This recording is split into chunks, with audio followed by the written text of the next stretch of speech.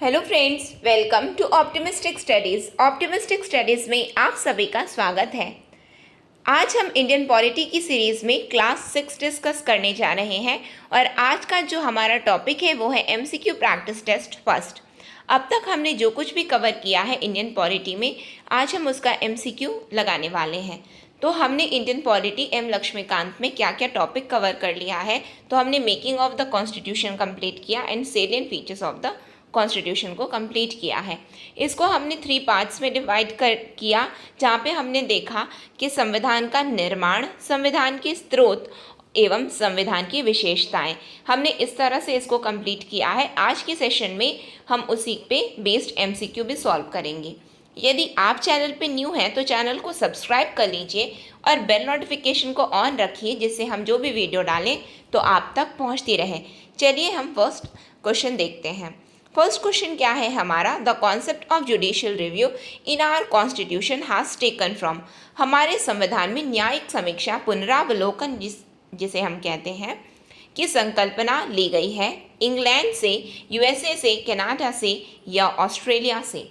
आप पॉज कर लीजिए और अपना आंसर साथ में देते चलिए और लास्ट में आप कमेंट सेक्शन में बताएंगे कि आपके कितने मार्क्स आ रहे हैं।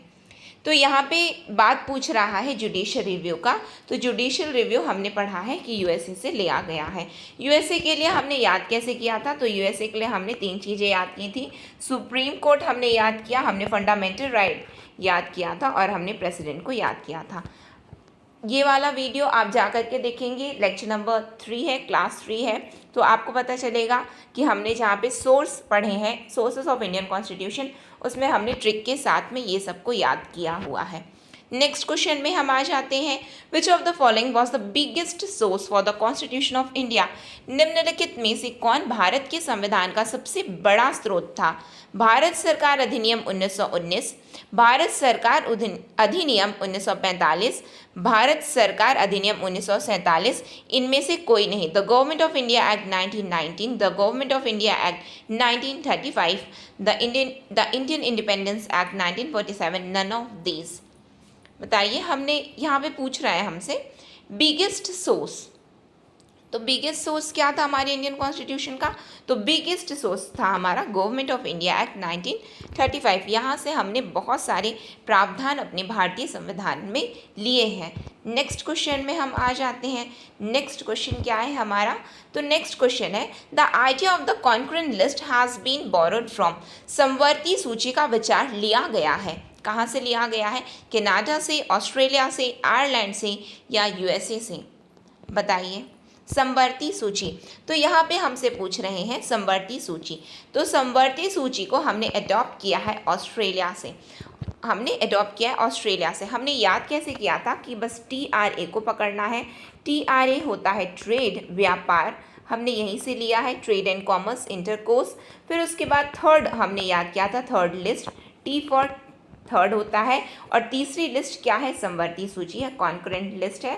फिर हमने ये पढ़ा था कि यदि किसी के बीच में ट्रेड होगा तो उसके बीच में जॉइंट सिटिंग होती है, वो लोग संयुक्त बैठकें होंगी, तभी जाकर के उनके बीच में व्यापार की कोई बातें होंगी। तो joint sitting of Rajya Sabha and Lok Sabha, 2 houses of the parliament हमने देखा था कहाँ से हमने लिया है, ये सब हमने ऑस्ट्रेलिया से लिया है। इस तरह से हमने इसे याद किया था कि हमने ये 3 चीज़ें ऑस्ट्रेलिया से ली हुई है। नेक्स्ट क्वेश्चन में हम आ जाते हैं। नेक्स्ट क्वेश्चन क्या है हमारा, मौलिक कर्तव्य किस देश से लिए गए हैं। The fundamental duties has been taken from which country. Australian constitution, British constitution, Soviet constitution, Irish constitution. बताइए, हमने फंडामेंटल ड्यूटीज कहाँ से लिए हैं। तो हमने मौलिक कर्तव्य हमने कहाँ से लिए, हमने USSR से लिए, सोवियत संघ से लिए, सोवियत कॉन्स्टिट्यूशन से लिया। इसको हमने कैसे याद किया था कि इंडिया और रशिया के बीच में क्या है, दोस्ती है। तो दोस्ती से ड्यूटीज़ हो गया, दोस्ती से क्या हो गया, ड्यूटीज़ हो गया। और जो दोस्ती से क्या हो गया, ड्यूटीज़ हो गया, फंडामेंटल ड्यूटीज़। और जो जहाँ पे दोस्ती है वहाँ पे दगाबाजी नहीं होती, लोग न्याय करते हैं अपनी दोस्ती में। तो हमने जस्टिस, जो आइडियल्स ऑफ जस्टिस है, जो हमारी प्रस्तावना में है, उसको भी हमने कहाँ से लिया हुआ है, उसको भी हमने सोवियत संघ, जिसको हम सोवियत संविधान, सोवियत कॉन्स्टिट्यूशन से हमने बोरो किया हुआ है। नेक्स्ट क्वेश्चन में हम आ जाते हैं। नेक्स्ट क्वेश्चन क्या है हमारा? नेक्स्ट है the nomination of certain members to the Rajya Sabha और we can say upper house has taken from Rajya Sabha या उच्च सदन के लिए कतिपय सदस्यों का नामांकन लिया गया है। फ्रेंच कॉन्स्टिट्यूशन से, यूएसए से, सोवियत संघ से या आयरलैंड से। कहाँ से लिया गया है बताइए? Nomination of certain members to the Rajya Sabha, बताइए कहाँ से लिया गया है? तो नॉमिनेशन जो है हमने क्या याद किया था, यहाँ पे करेक्ट आंसर हमारा क्या है? आयरलैंड से लिया गया है। Nomination of members of Rajya Sabha, Ireland के लिए हमने ट्रिक कौन सी अपनाई थी? तो हमने आयरलैंड के लिए ट्रिक अपनाई थी। आयरलैंड की स्पेलिंग होती है आयरलैंड, तो आयरलैंड के लिए हमने ट्रिक अपनाई थी रेड। अब बस रेड के इर्द गिर्द आप घूमिए और ये वाला लेक्चर आप जा कर के क्लास 3 है वहाँ पे आप अटेंड करेंगे तो आपको पता चलेगा कि हमने क्या ट्रिक अपनाई थी। आगे देखते हैं हम। नेक्स्ट क्वेश्चन क्या है हमारा? नेक्स्ट क्वेश्चन है हमारा which of the following are not the part of British constitution. निम्नलिखित में से कौन ब्रिटिश संविधान का हिस्सा नहीं है? Rule of law, privilege of legislature, speaker and his role, method of presidential election। कानून का शासन, विधायिका के विशेषाधिकार, अध्यक्ष और उनकी भूमिका, राष्ट्रपति चुनाव की विधि। बताइए इसमें से कौन सा ब्रिटिश कॉन्स्टिट्यूशन से नहीं आता इनमें से? तो ब्रिटिश कॉन्स्टिट्यूशन की बात बोल रहे हैं और हमने ये पढ़ा है कि ब्रिटिश कॉन्स्टिट्यूशन में जो है पार्लियामेंट्री मेथड, पार्लियामेंट्री इलेक्शन की बात होती है, ना कि प्रेसिडेंशियल। प्रेसिडेंशियल की बात कहाँ होती है? यूएसए में होती है, यूएसए में होती है। लेकिन ब्रिटिश कॉन्स्टिट्यूशन में क्या होता है? पार्लियामेंट्री इलेक्शन होता है। तो हमारा करेक्ट आंसर क्या हो गया? डी हो गया। ठीक है, बाकी ये सब हैं या नहीं इट डजेंट मैटर। हमसे क्या बोल रहा है? Not the part of. तो हमको तो ये पता है डायरेक्टली कि प्रेसिडेंशियल तो नहीं है, तो बस हमारा वो आंसर है। नेक्स्ट क्वेश्चन में हम आ जाते हैं। नेक्स्ट क्वेश्चन क्या है हमारा? नेक्स्ट है the constitutional amendment with 2/3 majority in parliament and election of the members of Rajya Sabha on the basis of proportional representation has been derived from. संसद में 2/3 बहुमत के साथ संवैधानिक संशोधन और आनुपातिक प्रतिनिधित्व के आधार पर राज्यसभा के सदस्यों के चुनाव से कहाँ से प्राप्त किया गया है? दक्षिण अफ्रीका, ब्रिटेन, कनाडा या जर्मनी। बताइए कहाँ से लिया गया है इसे? यहाँ पे जो हमारा करेक्ट आंसर है वो है साउथ अफ्रीका। और साउथ अफ्रीका के लिए यहाँ पे इतना लंबा चौड़ा ये ज़रूर लिखा हुआ है, लेकिन हमको केवल क्या देखना है? संशोधन। क्योंकि हमने ट्रिक क्या अपनाई है? हमने यही तो कॉन्स्टिट्यूशनल अमेंडमेंट ही तो हमने पढ़ा हुआ है सोर्स में। ये किस तरह से क्या किया गया इट डजेंट मैटर, वो तो क्वेश्चन को लंबा करने के लिए, हमें कंफ्यूज करने के लिए दिया गया। हमारा यहाँ पे कीवर्ड क्या है? कॉन्स्टिट्यूशनल अमेंडमेंट, संशोधन, संवैधानिक संशोधन। तो हमने कहाँ से लिया हुआ है? तो हमने क्या पढ़ा था साउथ अफ्रीका के लिए? साउथ अफ्रीका के लिए हमने ट्रिक अपनाई थी गांधी जी। और बस गांधी जी का रूल अपनाना है और हमें साउथ अफ्रीका के बारे में पता चल जाएगा। तो यहाँ पे हमारा करेक्ट आंसर क्या है? दक्षिण अफ्रीका। नेक्स्ट क्वेश्चन में हम आ जाते हैं। नेक्स्ट क्वेश्चन क्या है हमारा? तो नेक्स्ट का हमारा क्वेश्चन बोलता है the parliamentary system of the government and the office of controller and auditor general in our constitution taken from. हमारे संविधान में सरकार की संसदीय प्रणाली और नियंत्रक महालेखा परीक्षक का कार्यालय किस देश से लिया गया है? जर्मनी, ब्रिटेन, संयुक्त राज्य America, USA, United state of America या आयरलैंड। कहाँ से लिया गया है बताइए? Parliamentary system of the government and the office of CAG कहाँ से लिया गया है? तो हमने तो ये पढ़ा है, हमने तो भले कैग को नहीं पढ़ा है, बट हमने ये पढ़ा है पार्लियामेंट्री सिस्टम कहाँ से लिया गया? ब्रिटेन से लिया गया है। एक्स्ट्रा चीज़ों पे हमको ध्यान नहीं देना है, जो हमने पढ़ा नहीं उस पर आप वहाँ पे एग्जामिनेशन हॉल में जो आपको आता नहीं है उस पर आप कभी दिमाग नहीं लगा पाओगे। आप कहाँ से अपने आंसर को निकाल पाओगे? जो आपको आता है। और आपको पता क्या है? आपको केवल ये पता है कि हमने जो संसदीय प्रणाली है उसे हमने ब्रिटेन से लिया है, बस हो गया। आपको एक कीवर्ड पता चला और आप अपने आंसर में पहुंच गए हैं। ठीक है, नेक्स्ट क्वेश्चन में हम आ जाते हैं। नेक्स्ट क्वेश्चन क्या है हमारा? नेक्स्ट है who called Indian federalism as the cooperative federalism. भारतीय संघवाद को सहकारी संघवाद किसने कहा? जी ऑस्टिन ने, केसी वेयर ने, सर एवर जेनिंग ने या डी बासु ने? किसने कहा बताइए?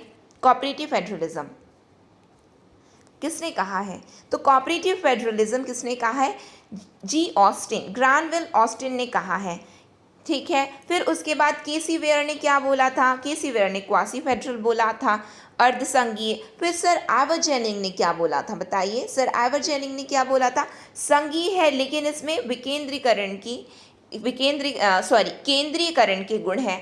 क्या है ये? संघीय है लेकिन federation with a strong centralising tendency, sir ever ginning ने बोला था। ये सब हमने पढ़ा है ना? तो वो आप लेक्चर देखेंगे तो आपको पता चलेगा। ये वाला लेक्चर आपको क्लास 4 में मिलेगा, ये क्वेश्चन का आंसर आपको। ठीक है, वो लेक्चर को फॉलो कीजिए और आपको पता चलेगा कि यहाँ पे करेक्ट आंसर क्या होगा। नेक्स्ट क्वेश्चन है आपका, the constitution of India describes India as. Bharat का संविधान भारत का वर्णन इस प्रकार करता है, एक संघ के रूप में, अर्ध संघीय के रूप में, राज्यों का एक संघ या उपरोक्त में से कोई नहीं। संविधान इंडिया को कैसे डिफाइन किया है? The constitution of India describes India as a federation, quasi federal, a union of states, none of the above. बताइए हमने क्या पढ़ा है? हमने ये पढ़ा है कि federation word nowhere mentioned in our constitution. जो ये फेडरेशन, जो ये संघ शब्द है, हमारे संविधान में कहीं वर्णित ही नहीं है। तो इसका मतलब ये तो डेफिनेटली हमारा आंसर नहीं बनेगा। फिर उसके बाद क्वासी फेडरल, हमने अभी देखा अर्धसंघी केसी वेयर ने बोला था। केसी वेयर ने बोला था इंडिया को, ये उनके अनुसार है। जब ये देखे थे यहाँ पे संघीयता भी है, साथ में क्या है, यहाँ पे एकात्मकता भी है, तो इन्होंने बोला कि ये तो ना संघीय है, ना एकात्मक है, ना ये फेडरल है, ना ये यूनिटरी है, तो ये क्या है? ये क्वासी फेडरल है। इसका मतलब ये हुआ कि ये इन्होंने बोला है, ये संविधान में लिखा नहीं है। तो ये दोनों तो डेफिनेटली हमारा आंसर नहीं। जब ये दोनों डेफिनेटली हमारा आंसर नहीं है तो हमारा आंसर क्या है? Union of states. यहाँ पे यदि आपको डायरेक्टली पता है तो आप डायरेक्टली टिक करेंगे यूनियन ऑफ स्टेट्स। यदि नहीं पता है तो आप एलिमिनेशन की ट्रिक अपनाएंगे, क्योंकि अब तक हमने जो कुछ भी पढ़ा है हम उसके बेसिस पे ही आंसर निकाल रहे हैं। अदरवाइज आप जब पूरा लक्ष्मीकांत कंप्लीट कर लेंगे, पूरा इंडियन पॉलिटी को कंप्लीट कर लेंगे, तो आप डायरेक्टली यहाँ पे अपने आंसर में पहुँच सकते हैं कि कॉन्स्टिट्यूशन ने, भारतीय संविधान ने भारत को किस रूप में वर्णित किया है? तो अ यूनियन ऑफ स्टेट्स के रूप में वर्णित किया है। राज्यों का ये एक संघ है। ठीक है, तो इस तरह से हमको डायरेक्ट क्वेश्चन भी बनने चाहिए, या फिर वो नहीं बनते तो एग्जामिनेशन हॉल में अपने को क्या करना है? एलिमिनेशन की ट्रिक लगानी है और अपने आंसर तक पहुंचना है हमको। ठीक है, नेक्स्ट क्वेश्चन में हम आ जाते हैं। नेक्स्ट क्वेश्चन क्या है हमारा? तो the most essential feature of the parliamentary form of the government is the. सरकार की संसदीय स्वरूप की सबसे आवश्यक विशेषता क्या है? संसद की संप्रभुता, लिखित संविधान, विधायिका के प्रति कार्यपालिका की जवाबदेही, स्वतंत्र न्यायपालिका, sovereignty of the parliament, written constitution, accountability of the executive to the legislature, independent judiciary। बताइए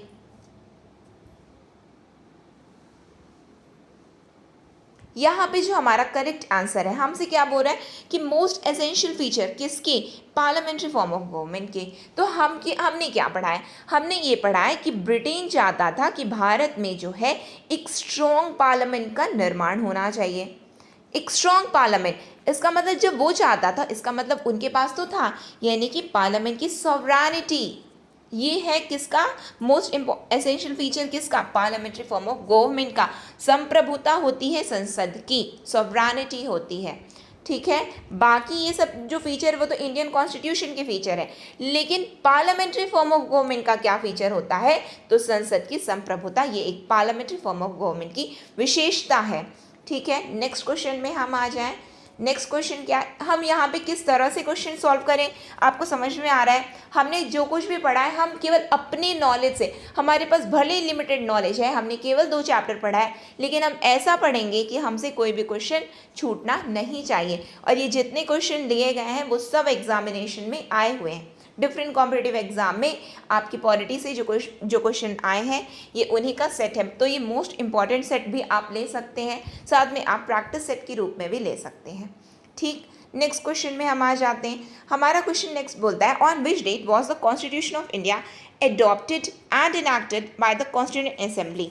संविधान सभा द्वारा भारत के संविधान को किस तारीख को अपनाया और अधिसूचित किया गया था? तो 15 अगस्त 1947, 26 जैन 1950, 26 नवंबर 1949 या 30 जनवरी 1948। बताइए कि हमने कब इसे अपनाया और अधिसूचित किया गया था, किसके द्वारा? संविधान सभा के द्वारा।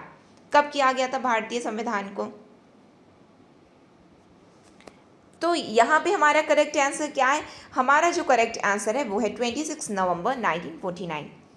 यही यदि आपकी ये क्या किस चीज़ का आंसर बन रहा है? एडॉप्टेड एंड एनैक्टेड, यानी कि अपनाया गया और अधिसूचित किया गया।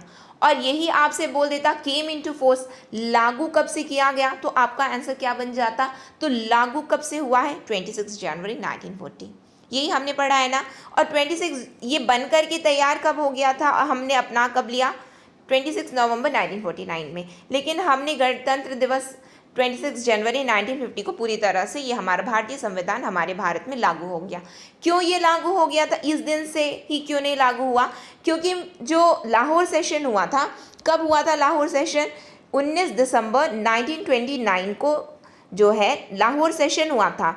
और लाहौर सेशन में भारतीय राष्ट्रीय कांग्रेस ने क्या बोला था कि हम पूर्ण स्वराज, वहीं पे डिक्लेयर हो गया था कि हमारा इंडिपेंडेंस डे जो है, हमारा इंडिपेंडेंस जो हमने उन्होंने पूर्ण स्वराज का नारा दिया था, तो वो बोले इंडिपेंडेंस डे हम मनाएंगे 26 जैन 1930 को हम मनाएंगे। ठीक है, लाहौर सेशन में ये भारतीय राष्ट्रीय कांग्रेस के द्वारा घोषणा कर दिया गया था। तो उसी दिन को कॉमेमोरेट करने के लिए, याद करने के लिए कि वो हमारे लिए एक ऐतिहासिक दिन है, तो इसलिए हमने हमारा भले ही हमारा संविधान इस दिन को बन गया था, हमने उसको पूरी तरह से भारत देश में लागू कब किया? इस दिन को याद करने के लिए, 26 जनवरी को याद करने के लिए हमने उस दिन क्या किया? भारतीय संविधान को लागू किया है। नेक्स्ट क्वेश्चन में हम आ जाते हैं। साथ में हमने याद क्या क्या किया था उसको क्विक रिविजन कर लेते हैं। हमने याद किया था 24 जैन 1950। इसको हमने किस रूप में याद किया था? तो राजेंद्र प्रसाद राष्ट्रीय गीत और राष्ट्रीय गान के रूप में हमने देखा था, नेशनल एंथम और नेशनल सॉन्ग, है ना। हमने ये याद किया था 24 जनवरी 1950 को। फिर उसके बाद हमने एक और चीज़ याद की थी, और वो एक और चीज़ क्या थी? बताइए, हमने क्या याद किया था कि हमने मई 1949 को जो है कॉमनवेल्थ के लिए अपनी सदस्यता की पुष्टि कर दी थी, कॉमनवेल्थ के लिए। साथ में हमने एक चीज़ याद किया था। क्या चीज़ याद किया था हमने? तो हमने याद किया था कि हमने 22 जुलाई 1947 को हमने अपना राष्ट्रीय ध्वज अपनाया था, है ना। अडॉप्ट कब किया था अपना नेशनल फ्लैग हमने? तो 22 जुलाई 1947 को। ये पांचों डेट आपको बिल्कुल, पांचों डेट इट मीन्स कि ये 5 पॉइंट हमको याद होनी चाहिए। नेक्स्ट क्वेश्चन में हम आ जाते हैं। नेक्स्ट क्वेश्चन क्या बोलता है हमारा? संविधान सभा के सदस्य थे। The members of the constituent assembly were directly elected by the people, nominated by Indian national Congress, nominated by the rulers of Indian princely states, elected by the provincial assemblies. संविधान सभा के सदस्य थे, सीधे लोगों द्वारा चुने गए थे, भारतीय राष्ट्रीय कांग्रेस द्वारा मनोनीत थे, भारतीय रियासतों के शासकों द्वारा मनोनीत थे, या प्रांतीय विधानसभा द्वारा निर्वाचित थे। बताइए संविधान सभा के सदस्य क्या थे? बताइए यहाँ पे करेक्ट आंसर। तो यहाँ पे हमारा करेक्ट आंसर क्या? हमने क्या पढ़ा है? हमने ये पढ़ा है कि लोगों ने, जनता ने इनका निर्वाचन किया था। किसका? प्रांतीय विधानसभा के लोगों का निर्वाचन जनता ने किया था। फिर इन्होंने क्या किया था? इन्होंने संविधान सभा के सदस्यों का निर्वाचन किया था। तो हमने डायरेक्टली इनको नहीं इलेक्ट किया, हमने इनको इलेक्ट कर दिया, फिर इन्होंने इनको इलेक्ट किया है। तो यहाँ पे हमारा करेक्ट आंसर क्या है? प्रांतीय विधानसभा द्वारा निर्वाचित थे, elected by the provincial assemblies. ठीक है, नेक्स्ट क्वेश्चन में हम आ जाते हैं। नेक्स्ट क्वेश्चन हमारा क्या बोलता है? नेक्स्ट क्वेश्चन है, the provincial constitutional committee of the constituent assembly was chaired by. संविधान सभा की प्रांतीय संविधान समिति की अध्यक्षता किसके द्वारा की गई थी? जवाहरलाल नेहरू, सरदार पटेल, जीवी मावलंकर या राजेंद्र प्रसाद? बताइए किसके द्वारा की गई थी? किसकी? प्रांतीय संविधान समिति। कीवर्ड याद रखेंगे आप लोग, ठीक है। क्या बोल रहे हैं हमसे? प्रोविंशियल कॉन्स्टिट्यूशन कमिटी, बताइए क्या है हमारा आंसर। तो हमारा आंसर क्या है यहाँ पे, सरदार पटेल है। हमने याद क्या किया था कि किस तरह से उन्हें सभी प्रांतों को एकीकरण, उनके एकीकरण की बात की थी हमने। याद ट्रिक क्या अपनाई थी, एक भारत श्रेष्ठ भारत। ठीक है, नेक्स्ट क्वेश्चन में हम आ जाएं। बाकी सब कमिटीज़ को भी आप लोगों को बिल्कुल याद करना है। ये आपको लेक्चर नंबर और वी कैन सी क्लास 2 में मिल जाएगा, क्लास 1 में या क्लास 2 में है ये वाला, तो आप जा करके उसको देखेंगे तो आपको पता चल जाएगा। ठीक है, कि कौन कौन सी कमिटीज़ थी।